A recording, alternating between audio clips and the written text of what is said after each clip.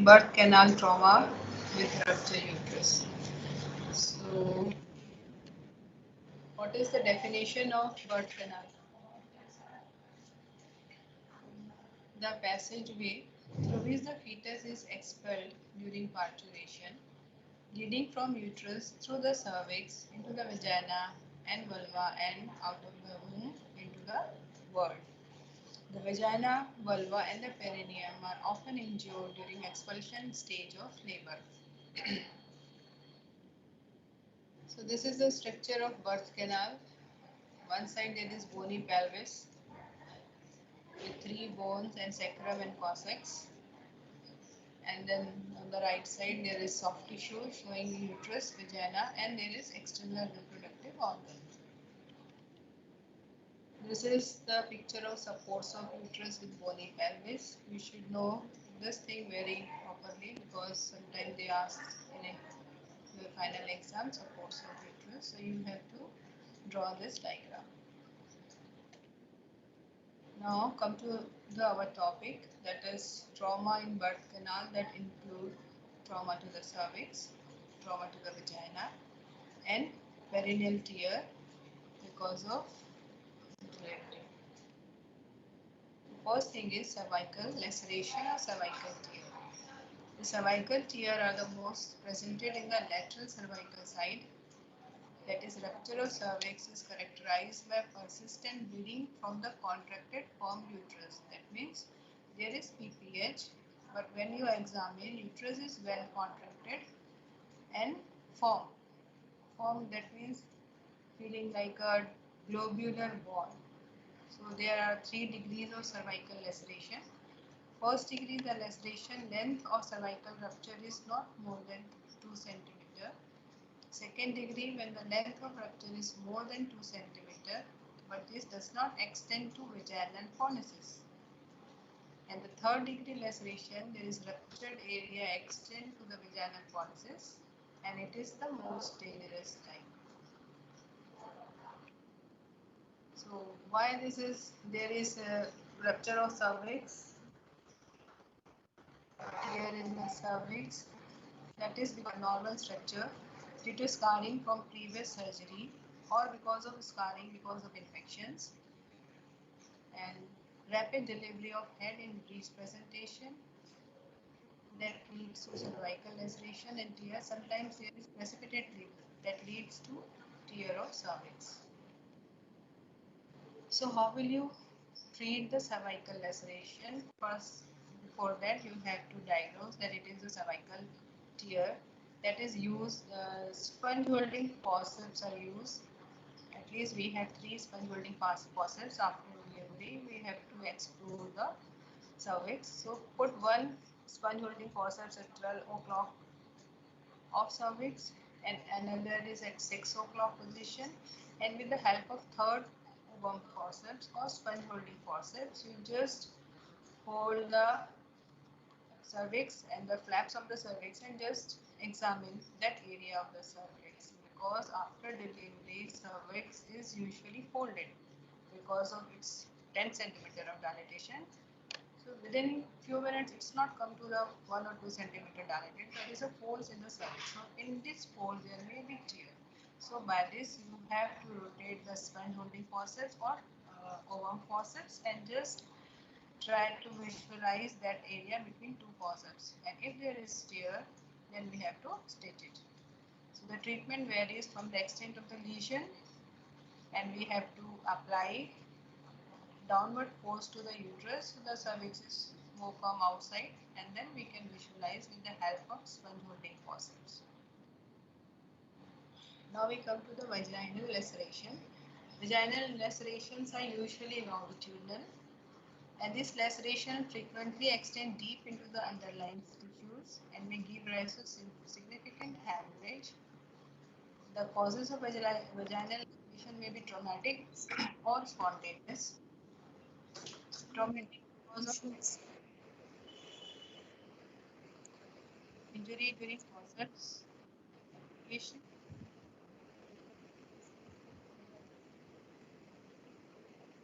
Someone's mic is on. Please mute it. Okay. Spontaneous may be because of fetal malpresentation, especially fetal head extended, sometimes is incomplete breech presentation, or in cases of brow presentation or face presentation, and there is extension of the fetal neck that may lead to rupture of the vagina or laceration in the vagina. Then sometimes there is insignificant distendability of the vaginal wall, that is rigid vagina, and sometimes there is large fetal head, that means CPD, that leads to delivery, and that time there is vaginal laceration. Then how to repair the vaginal tear? That time we have to place the interrupted sutures at the edges of the wound. Similarly, in cases of cervical laceration, with the help of two sponge holding forceps, you have to hold the two ends of the tear, and then we have to apply interrupted suture with chromic catgut. Now we come to perineal laceration or perineal tear. As you all know, there are 4 degrees of perineal tear. That is because of delivery may lead to overstretching of the vagina that causes tear in the perineum between the vagina and the rectum. In first degree tear, it is least severe. Superficial tear that involve the perineal skin, underlying tissue and superficial muscles. This diagram showing first degree perineal tear. The second degree extends to more deep muscle layer of the pelvic diaphragm, like bulbocavernous. Superficial transverse perineal muscles are now ruptured. In third degree perineal tear, laceration extends further to involve perineal body and circular muscle sphincter ani. In fourth degree laceration, it is the most severe type. Laceration extends to the rectal mucosa and it exposes up to the anorectal lumen. So in this diagram you can see properly that the rectum is also ruptured and teared, and the internal anal sphincter and external sphincter, both the sphincters are turned out. What are the factors that is causing to laceration of perineum, especially for third and the fourth degree laceration? First thing is elderly primary, so that leads to rigid perineum. Then we prolong second stage of labor, persistent occipito-posterior position, mid or low forceps. Now we use only low forceps. Asian races, because of less height, there may be more chances for perineal tear. Macrosomia or the big baby, especially in cases of diabetes. Rigidity of perineal muscle, as I already told you, and sometimes there is epidural or peridural anesthesia. Now we come to episiotomy, also known as perineotomy. It is an incision of the perineum and the posterior vaginal wall during second stage of labor. Sometimes there is a short note comes in your exam about episiotomy. So what is the purpose of episiotomy? Yes, to facilitate the normal labor. It is easy to repair the laceration. The post-operative pain is less in cases of episiotomy, and healing improved with episiotomy compared to tear. So it is quite easy to repair because of all the muscles are on same cutting position rather than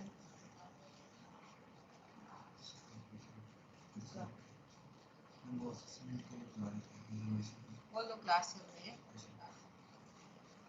यहीं पे बोल दो. Then second thing is there is pelvic floor complications are less in cases of episiotomy, like vaginal wall support defect and incontinence that usually occurs in cases of tear rather than when we give episiotomy. So it's better to give episiotomy.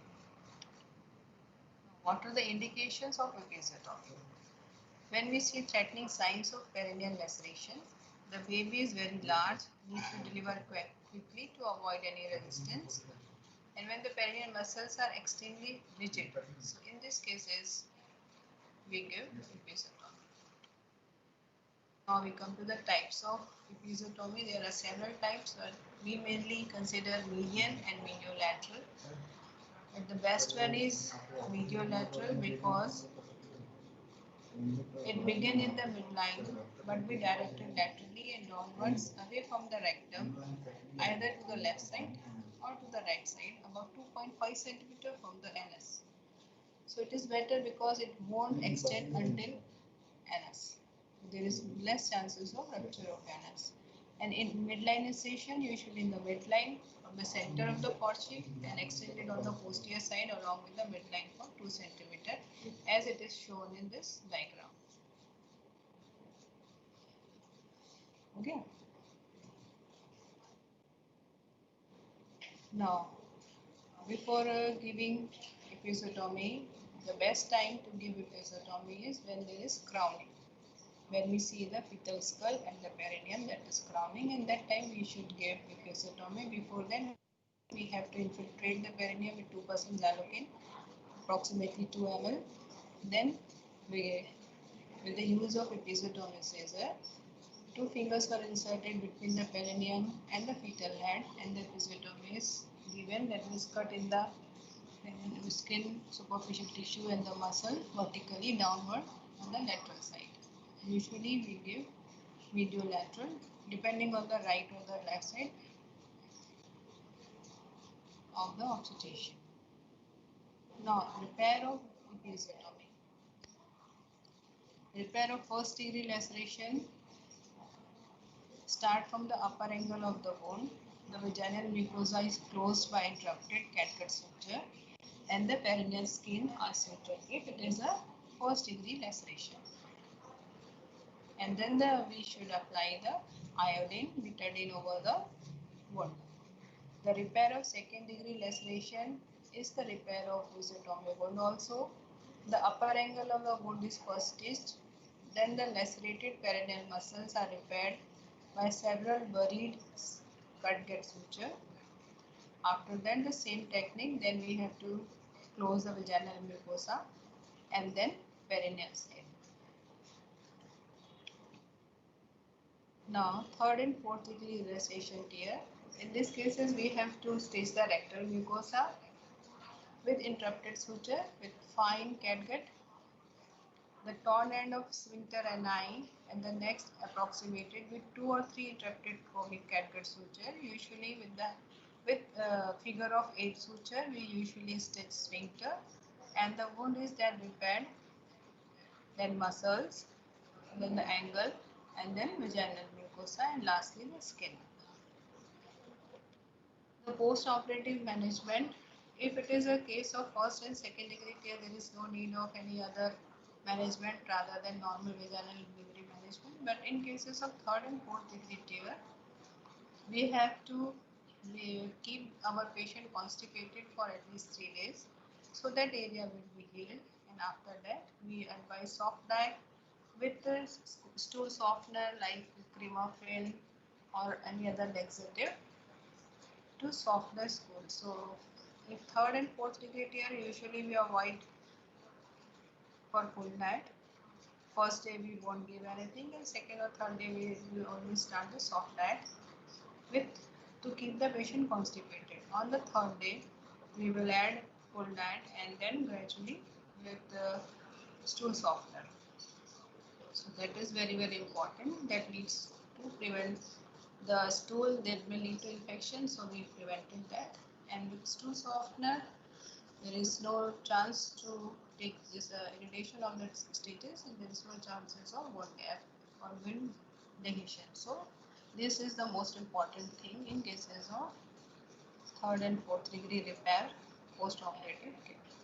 Rest antibiotics are same, everything is same. Now we come to uterus rupture. One of the most dangerous labor complications, a spontaneous or traumatic rupture of the uterus with extrusion of the fetus or the fetal parts into the peritoneal cavity. By definition, it is associated with following things. First thing is uterine bleeding, fetal distress, expulsion of the fetus and or the placenta into the abdominal cavity.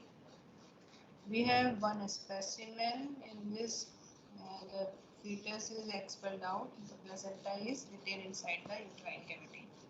So it needs prompt laparotomy, uterine repair, or hysterectomy. So what are the classification? It may be spontaneous or voluntary. This classification is by pathogenesis. So in spontaneous, there is histochemical etiology of uterine rupture. It occurs without any function of uterus. Examples, there is anatomical, any abnormality is there, any anomaly is there. And sometimes there is dystrophic disease like connective tissue, autoimmune disease, or inflammatory diseases of the uterus. Voluntary, there is a result of hyperfunction of uterus, like disproportionate between size and presenting part, and the pelvis, that is malpresentation. And sometimes there is extra dose of uterotonic drugs. Previously, when the methargine injection is used, so many quacks they usually give methargine to escalate the uterine labor pain, and that leads to uterine rupture.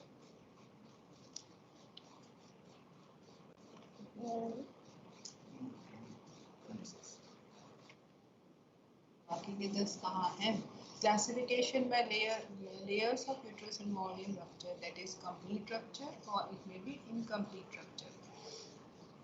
So in complete rupture, all the layers of muscle of the uterus, including its peritoneum, amniotic fluid membrane is ruptured. So that is complete rupture. In incomplete rupture, all the layers are ruptured of the uterus, but the amniotic membrane is intact. And some the peritoneum is also intact.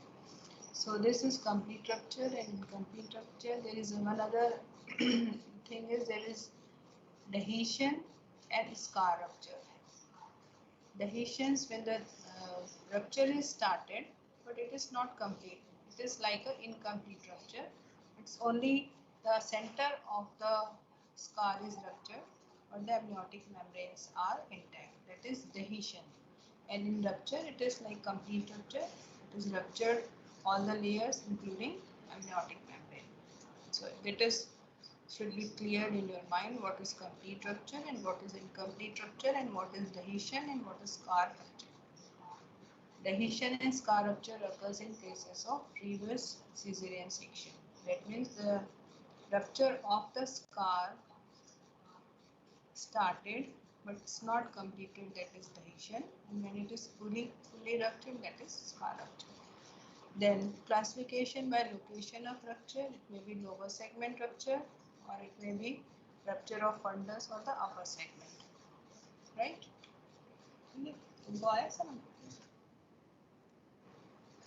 Now what are the signs of threatening uterine rupture? Signs that occurs just during the labor. There is extensive uterine activity. Uterine contractions are very fast and painful. Lower segment is distended, thinned out, painful at palpation. The margins of cervical os become edematous due to compression, and the edematous thing may extend to the vagina and the perineum. Urination becomes difficult due to compression of bladder and urethra between the bony pelvis and the fetal head. Sometimes there is bloody discharge, and there is presence of pathological contractile ring, that is Bendel's ring is present in cases of obstructed labor.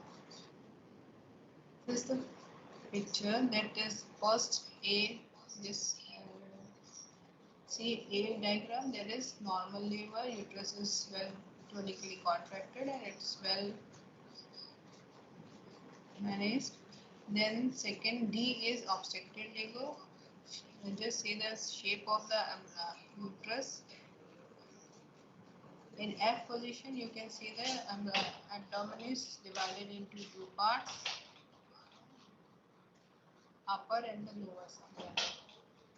In G position, you can see there is niche A 1, 2 and 3.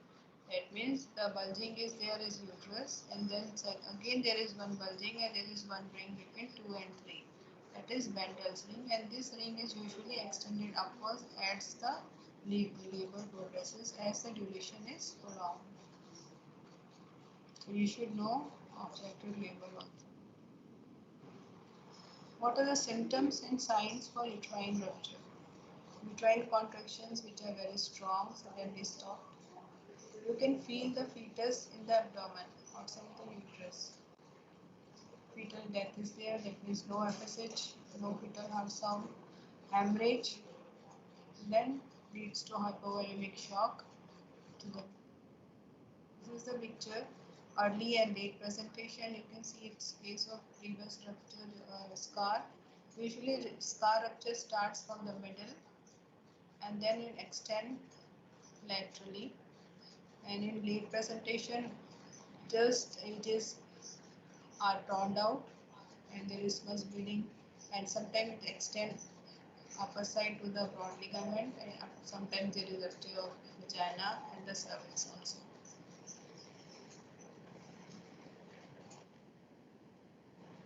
So how will you treat? Immediate laparotomy is the only rule to treat uterine rupture. Arrange blood.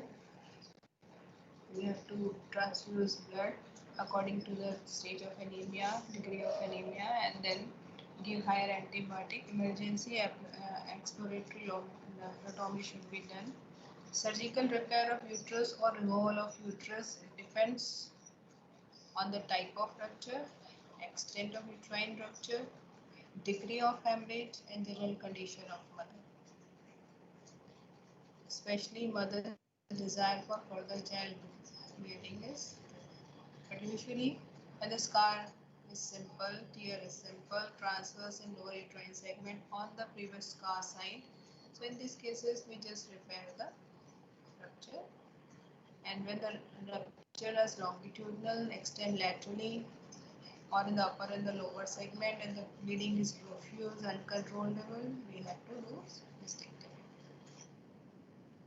Very importantly, post-operative management in these cases, same as lower segments within a section, except we have to give blood transfusion or blood products depending on the hemorrhage. If the patient is shocked, we have to, after the laparotomy, after repair, or after hysterectomy, we have to shift our patient to ICU. Proper input-output chanting, higher antibiotics, sodium potassium levels should be maintained, and urine output should be measured every 4 hourly, because there may be chances that because of hemorrhagic shock they may land into acute kidney disease and septicemia if higher antibiotics are not given, and they may lead into death of the mother. Thank you for your attention. Thank you.